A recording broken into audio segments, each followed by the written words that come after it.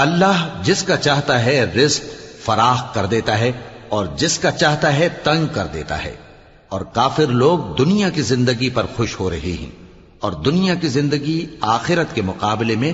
بہت تھوڑا سامان ہے۔ اور کافر کہتے ہیں کہ اس پیغمبر پر اس کے پروردگار کی طرف سے کوئی نشانی کیوں نازل نہیں ہوئی؟